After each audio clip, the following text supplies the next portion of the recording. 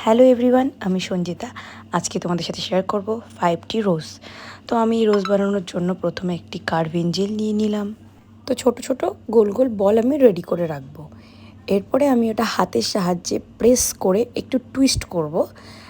আমাদের একটা প্যাটেল তৈরি হয়ে যাবে।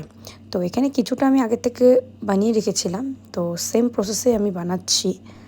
এটাকে আমি আঙ্গুল দিয়ে যতটা প্যাটেলটা আমি স্প্রেড করতে চাই ততটা স্প্রেড করতে পারি।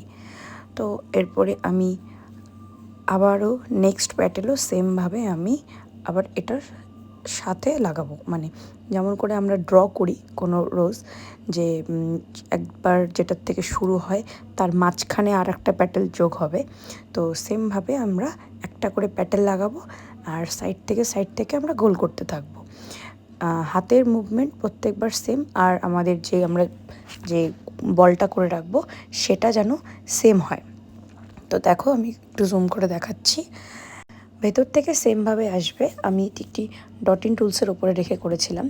তো প্রত্যেকটা প্যাটেল তৈরি করার সময় 60 সেকেন্ড করে কিওর করতে হবে, মানে একটা প্যাটেল আমরা লাগানোর পরে আমরা 60 সেকেন্ড কিওর করব।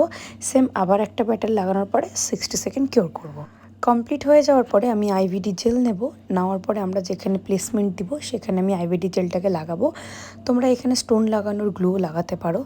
ডটেন টুল থেকে রিমুভ করার পরে আমি রোজটাকে একটু বাফার দিয়ে নিচ থেকে ঘষে নিয়েছিলাম, যাতে রোজটা বসতে খুব সুবিধা হয়। এরপর আমি ইউজ করেছি ইউভি টর্চ, তারপরে আমি ইউজ করেছি ইউভি ল্যাম্প। এরপরে আমি স্টোন দিয়ে এটাতে পাতার শেপ দিয়েছিলাম, যেহেতু আমার রোজটা গ্রিন কালার ছিল। তো তোমরা চাইলে এখানে কার্ভিং দিয়েও তোমরা পাতা বানাতে পারো, আমি ভিডিও পরে আপলোড করব।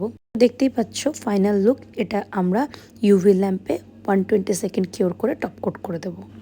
ভিডিও থেকে কিছু হেল্প পেলে অবশ্যই আমাকে জানিও। Bye bye.